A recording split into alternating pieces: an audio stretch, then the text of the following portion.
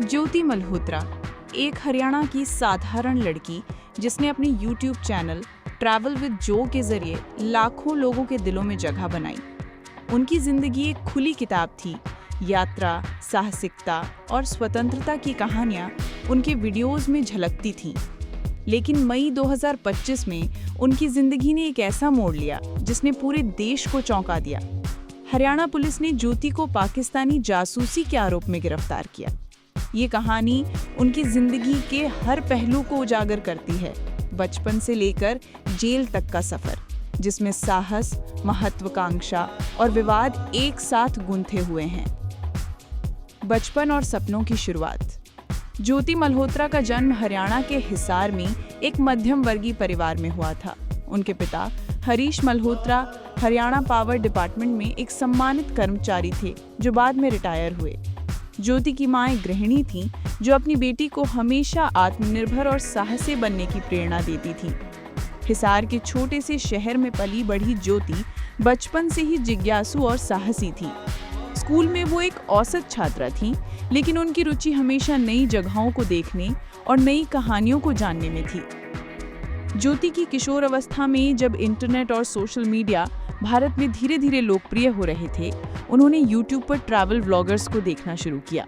विदेशी यूट्यूबर्स के वीडियो जो दुनिया भर की खूबसूरत जगहों को दिखाते थे, ने ज्योति के मन में एक सपना जगा दिया।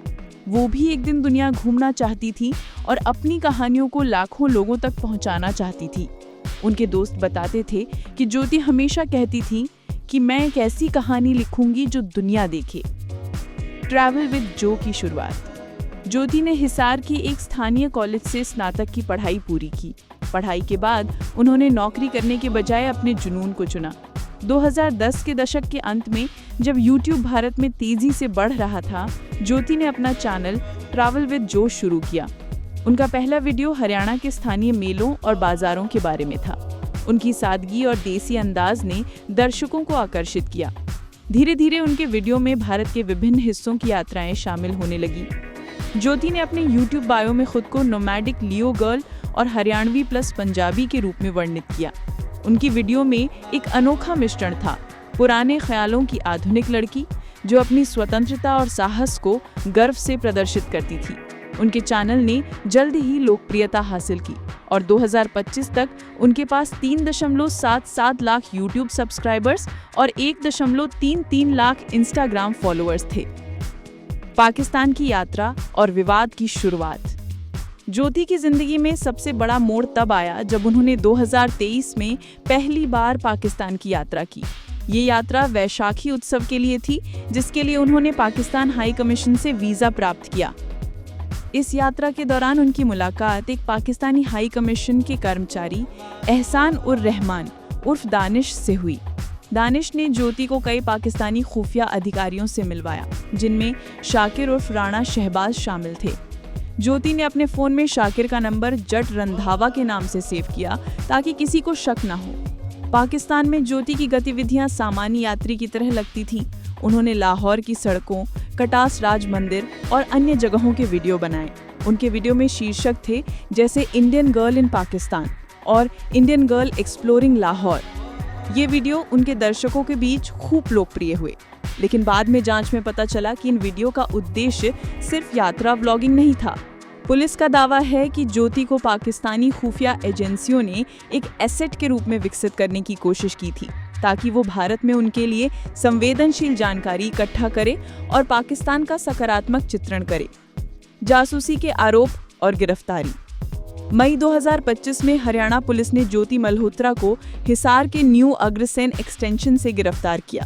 उन पर ऑफिशियल सीक्रेट्स एक्ट 1923 की धारा 3, 4 और 5, साथ ही भारतीय न्याय संहिता की धारा 152 के तहत मामला दर्ज किया गया। पुलिस का आरोप था कि ज्योति ने व्हाट्सएप, टेलीग्राम और स्नैपचैट जैसे एन्क्रिप्टेड प्लेटफॉर्म्स के जरिए पाकिस्तानी खुफिया अधिकारियों के साथ संवेदनशील जानकारी साझा की। जांच में पता चला कि ज्योति ने 2023 में पाकिस्तान हाई कमीशन में आयोजित एक इफ्तार डिनर में हिस्सा लिया था, जहां उनकी मुलाकात दानिश से हुई। इस मुलाकात के बाद उन्होंने कई बार दानिश और अन्य पाकिस्तानी अधिकारियों से संपर्क बनाए रखा। एक वीडियो में ज्योति ने इफ्तार डिनर की भव्यता की तारीफ की और दानिश के साथ अपनी सहजता को प्रदर्शित किया। पुलिस ने ये भी दावा किया कि ज्योति ने पाकिस्तान में अपनी यात्राओं के दौरान असामान्य सुविधाएं प्राप्त की थीं। एक स्कॉटिश यूट्यूबर कैलम मिल ने अपनी वीडियो में ज्योति को लाहौर के अनारकली बाजार में 6 AK-47 से लैस सुरक्षा कर्मियों के साथ देखा, जो कि सामान्य पर्यटकों के लिए असामान्य था। इस वीडियो ने ज्योति की गतिविधियों पर और सवाल उठाए। ज्योति का पक्ष और परिवार की प्रतिक्रिया। ज्योति के पिता हरीश मल्होत्रा ने अपनी बेटी के खिलाफ लगे आरोपों का खंडन किया। उन्होंने कहा कि ज्योति ने सभी जरूरी अनुमतियां लेकर पाकिस्तान की यात्रा की थी और वो सिर्फ अपने YouTube वीडियो के लिए वहां गई थी। उन्होंने पुलिस पर उनके परिवार के फोन और अन्य सामान जब्त करने का आरोप लगाया। हरीश ने कहा, अगर मेरी बेटी के पाकिस्तान में दोस्त हैं तो क्या वो उनसे बात नहीं कर सकती? ज्योति ने भी पूछताछ में दावा किया कि वो सिर्फ एक यात्री थीं और उनकी मुलाकातें सामान्य थीं। हालांकि पुलिस का कहना है कि उनके डिजिटल उपकरणों से 12 टेराबाइट डेटा बरामद किया गया, जिसमें चैट रिकॉर्ड, कॉल लॉग और वित्तीय लेन देन शामिल थे, जो उनकी गहरी संलिप्तता की ओर इशारा करते हैं। जेल और कानूनी प्रक्रिया। 17 मई 2025 की ज्योति की गिरफ्तारी के बाद उन्हें 5 दिन की पुलिस हिरासत में भेजा गया। 22 मई को हिसार की एक स्थानीय अदालत ने उनकी हिरासत को 4 दिन और बढ़ा दिया। 26 मई को उनकी पुलिस हिरासत खत्म होने के बाद उन्हें 14 दिन की न्यायिक हिरासत में भेज दिया गया। राष्ट्रीय जांच एजेंसी IB और सैन्य खुफिया विभाग ने ज्योति से पूछताछ की। जांच में ये भी पता चला कि ज्योति का एक अन्य यूट्यूबर जसबीर सिंह के साथ भी संपर्क था, जो पाकिस्तानी खुफिया एजेंसियों से जुड़ा हुआ था। पुलिस का मानना है कि ये एक बड़े जासूसी नेटवर्क का हिस्सा था, जिसमें पंजाब, हरियाणा और उत्तर प्रदेश से कुल 12 लोग गिरफ्तार किए गए। सामाजिक और राष्ट्रीय प्रभाव। ज्योति मल्होत्रा का मामला भारत में एक बड़े विवाद का विषय बन गया। सोशल मीडिया पर कुछ लोग उनके समर्थन में आए, जबकि अन्य लोगों ने उनकी गतिविधियों को देशद्रोह करार दिया। हिसार के पुलिस अधीक्षक शशांक कुमार सावन ने कहा, आधुनिक युद्ध सिर्फ सीमाओं पर नहीं लड़ा जाता। सोशल मीडिया इन्फ्लुएंसर्स को भर्ती करके दुश्मन देश सकारात्मक नैरेटिव सेट करने की कोशिश करते हैं। ज्योति का मामला ये भी सवाल उठाता है कि क्या सोशल मीडिया इन्फ्लुएंसर्स का दुरुपयोग राष्ट्रीय सुरक्षा के लिए खतरा बन सकता है। उनके वीडियो, जो पाकिस्तान की सकारात्मक छवि को बढ़ावा देते थे, ने कई लोगों को आकर्षित किया, लेकिन जांच में पता चला कि ये एक सुनियोजित रणनीति का हिस्सा हो सकता था। ज्योति की डायरी और व्यक्तिगत जीवन। ज्योति की व्यक्तिगत डायरी, जिसे पुलिस ने बरामद की, उसमें पाकिस्तान के अनुभवों का जिक्र था। डायरी में लिखा था कि ये पाकिस्तान की यात्रा प्यार से भरी हुई थी, हमें सब्सक्राइबर्स और वहाँ के लोगों से बहुत प्यार मिला। पुलिस का दावा है कि ये डायरी उनकी गहरी संलिप्तता को दर्शाती है। जांच में ये भी सामने आया कि ज्योति का एक पाकिस्तानी खुफिया अधिकारी के साथ निजी संबंध था और वो उनके साथ बाली, इंडोनेशिया की यात्रा पर भी गई थीं। ये खुलासा उनके मामले को और जटिल बनाता है, क्योंकि ये सवाल उठता है कि क्या वो भावनात्मक रूप से मेहरपेल का शिकार हुई थीं। भविष्य और सबक।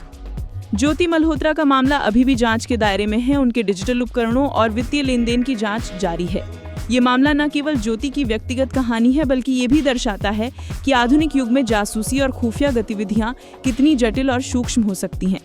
ज्योति की कहानी एक साधारण लड़की की महत्वाकांक्षा, उसके सपनों और गलत रास्तों पर भटकने की कहानी है।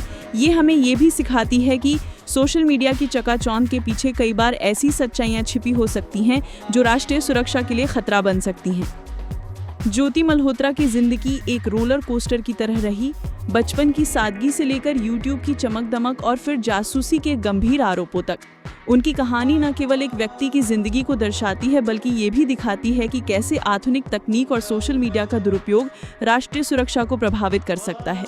ज्योति का भविष्य अब कानून के हाथों में है, लेकिन उनकी कहानी आने वाली पीढ़ियों के लिए एक सबक जरूर छोड़ गई है।